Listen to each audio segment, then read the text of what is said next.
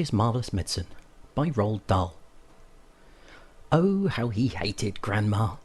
He really baited that horrid old witchy woman. And all of a sudden he had a tremendous urge to do something about her. Something whopping. Something absolutely terrific. A real shocker. A sort of explosion. He wanted to blow away all the witchy smell that hung about her in the next room. He may only have been 8 years old, but he was a brave little boy. He was ready to take on this old woman. I'm not going to be frightened by her, he said softly to himself. But he was frightened, and that's why he wanted suddenly to explode her away. Well, not quite away, but he did want to shake the old woman up a bit. Very well then, what should it be, this whopping, terrific, exploding shocker for Grandma? He would have liked to put a firecracker under her chair, but he didn't have one. He would have liked to put a long green snake down the back of her dress, but he didn't have a long green snake. He would have liked to put 6 big black rats in her room and lock the door, but he didn't have 6 big black rats. As George sat there pondering this interesting problem, his eye fell upon the bottle of Grandma's brown medicine standing on the sideboard. Rotten stuff it seemed to be. 4 times a day a large spoonful of it was shovelled into her mouth, and it didn't do her the slightest bit of good. She was always just as horrid after as she'd been before. The whole point of medicine, surely, was to make a person better. If it didn't do that, then it was quite useless.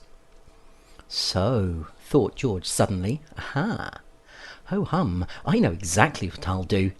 I shall make her a new medicine, one that is so strong and so fierce and so fantastic it will either cure her completely or blow off the top of her head.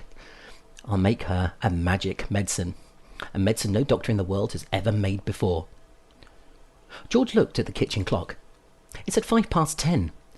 There was nearly an hour left before Grandma's next dose was due at 11. Here we go then, cried George, jumping up from the table. A magic medicine it will be. So give me a bug and a jumping flea.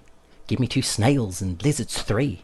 Give me a slimy squiggler from the sea, and the poisonous sting of a bumblebee, and the juice from the fruit of the jujube tree, and the powdered bone of a wombat's knee, and 100 other things as well, each with a rather nasty smell.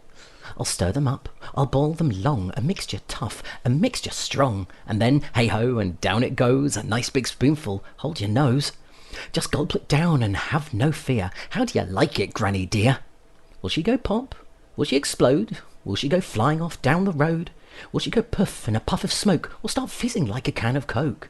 Who knows? Not I. Let's wait and see. I'm glad it's neither you nor me. Oh, Grandma, if you only knew what I have got in store for you. Soon the marvellous mixture began to froth and foam. A rich blue smoke, the colour of peacocks, rose from the surface of the liquid, and a fiery, fearsome smell filled the kitchen. It made George choke and splutter. It was a smell unlike any he had smelled before. It was brutal and bewitching, spicy and staggering, fierce and frenzied, full of wizardry and magic. Whenever he got a whiff of it up his nose, firecrackers went off in his skull and electric prickles ran down the backs of his legs. It was wonderful to stand there, stirring this amazing mixture, and to watch it smoking blue and bubbling and frothing and foaming as though it was alive. At one point he could have sworn he saw bright sparks flashing in the swirling foam. And suddenly George found himself dancing around the steaming pot, chanting strange words that came into his head out of nowhere. Fiery broth and witch's brew, foamy froth and rich as blue, fume and spume and spoonish spray, fizzle, swizzle, shout hooray.